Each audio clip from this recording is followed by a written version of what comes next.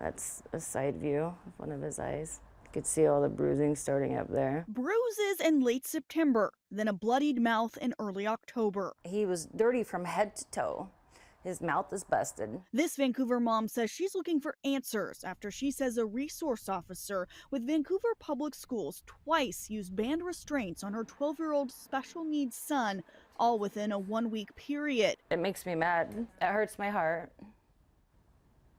Mark went through a lot. Leanne Slagle says she pulled her son, Mark Slagle, out of Geyser Middle School and enrolled the 7th grader in online school, calling this incident, captured on a school security camera in October, the final straw. So I show up there, and Mark is laying on his stomach, facing the direction of the parking lot towards the office. His head, on the side of his head, is being held down by Jess Pritchard. He was literally on his back, and you could hear Mark telling him that he couldn't breathe. Mark's crying. Less than a week prior, Slagle says her son came home with black eyes after he got into a fight with another student and then was held down by the same district resource officer.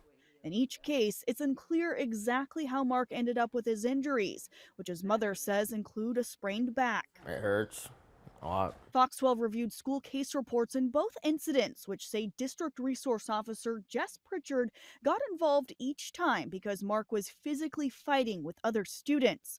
Both reports, which were written by Pritchard, describe how the officer held Mark down by sitting on him or lying on top of the boy.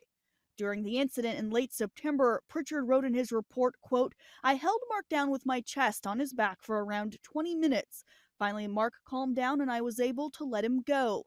Staff witnesses also reported Pritchard using a, quote, "prone restraint" on Mark. But in at least one of the cases, some involved employees praised Pritchard's response, writing that Mark was trying to hit employees, resisted restraints, and even tried to grab Pritchard's taser and handcuffs while he was on the ground. Slagle says she doesn't condone her son fighting in school, and she says Mark's disabilities can lead to behavioral problems and outbursts, but she's still angry about Mark's treatment. It doesn't constitute anybody to do that to a child. I've seen my son restrained numerous times. I've had to restrain him too, at certain times, but he's never injured.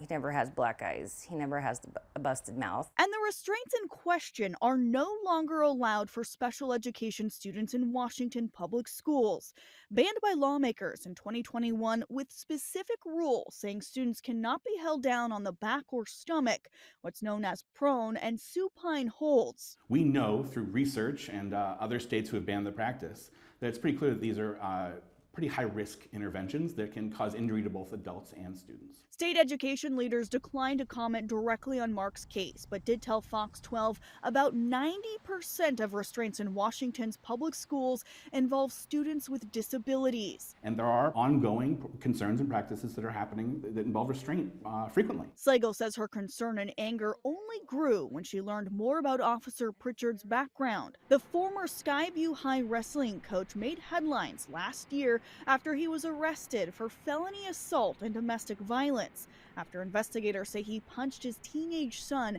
breaking the boy's nose.